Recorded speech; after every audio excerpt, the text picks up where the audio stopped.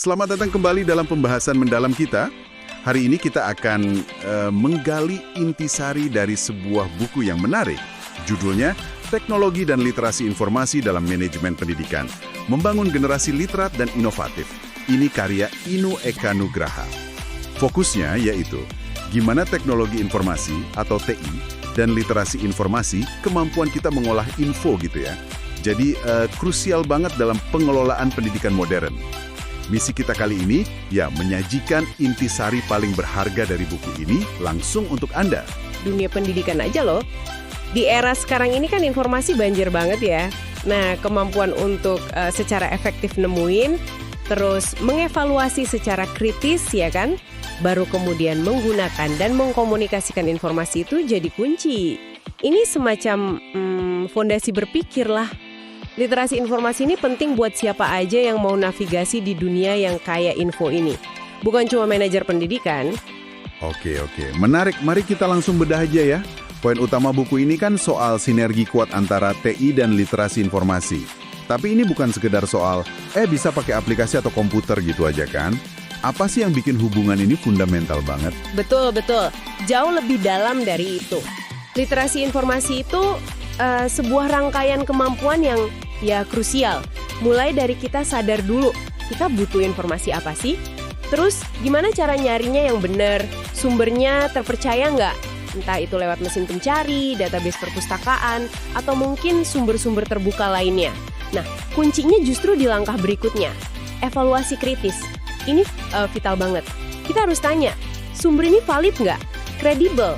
Ada bias tersembunyi nggak? Baru setelah yakin, kita gunakan informasi itu secara efektif dan etis. Terus ya dikomunikasikan. Tanpa kemampuan evaluasi ini, teknologi secanggih apapun bisa jadi bumerang malah. Ini dasar pengambilan keputusan berbasis data. Penekanan di evaluasi kritisnya itu ya. Oke, nah buku ini juga nyinggung soal keterampilan abad 21 atau 4C itu.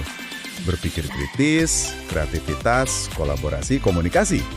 Banyak kan yang bahas 4C ini kayak, ya udah berdiri sendiri aja gitu. Tapi apa argumen terkuat dari buku ini yang meyakinkan Anda kalau literasi informasi itu justru jadi dasar utamanya 4C? Nah, argumen intinya itu gini. Literasi informasi itu ibarat sistem pernapasannya buat 4C. Tanpa itu 4C nggak bisa hidup optimal. Contoh gampangnya, berpikir kritis. Gimana coba kita bisa analisis informasi secara objektif, identifikasi bias, kalau kita nggak punya kemampuan dasar buat nilai sumber informasinya dulu? Nggak mungkin kan? Atau kreativitas.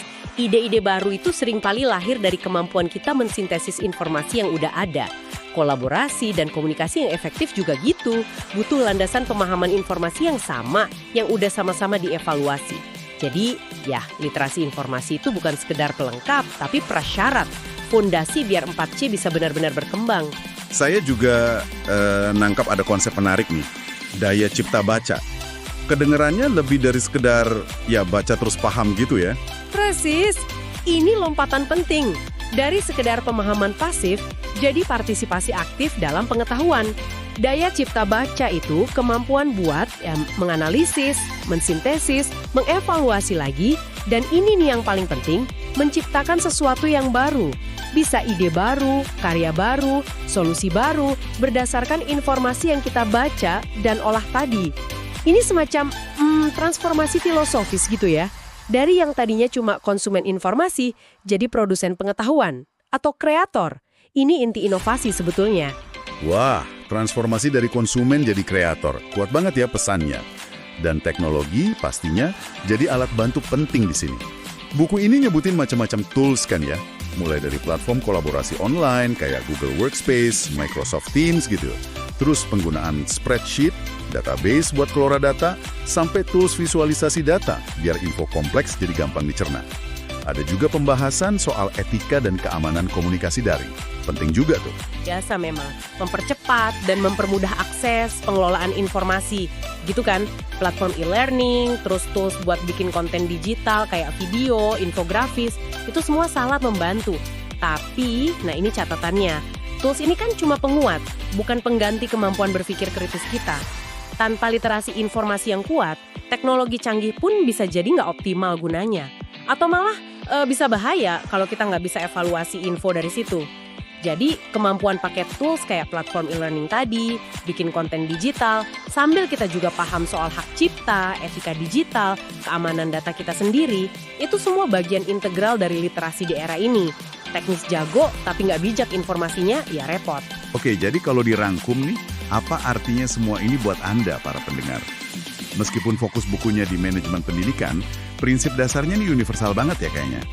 Di tengah tsunami informasi sekarang ini, kemampuan buat memilah, evaluasi kritis, dan pakai informasi secara bijak, itu bukan lagi cuma skill tambahan, tapi udah jadi kayak kemampuan dasar buat bertahan dan ya berkembang gitu. Betul sekali. Menguasai literasi informasi ini benar-benar memberdayakan loh. Anda jadi bisa belajar lebih efektif, secara mandiri, bikin keputusan yang lebih oke, baik di kerjaan atau kehidupan pribadi. Dan yang nggak kalah penting, jadi nggak gampang ketipu sama disinformasi atau hoax yang makin canggih aja bentuknya. Ini intinya soal jadi individu yang adaptif, pembelajar seumur hidup. Sebuah pola pikir yang esensial banget hari ini. Nah, sebagai penutup diskusi kita kali ini, ada satu pertanyaan nih untuk Anda renungkan. Seiring berkembangnya teknologi AI yang makin jago aja nih bikin konten, yang kadang susah dibedain sama buatan manusia. Kira-kira bagaimana peran literasi informasi kita, terutama kemampuan evaluasi kritis dan daya cipta baca tadi, harus ikut berevolusi. Supaya kita tetap bisa membedakan mana wawasan manusiawi yang asli, yang otentik, dari konten yang cerdas tapi buatan mesin. Menarik untuk dipikirkan ya.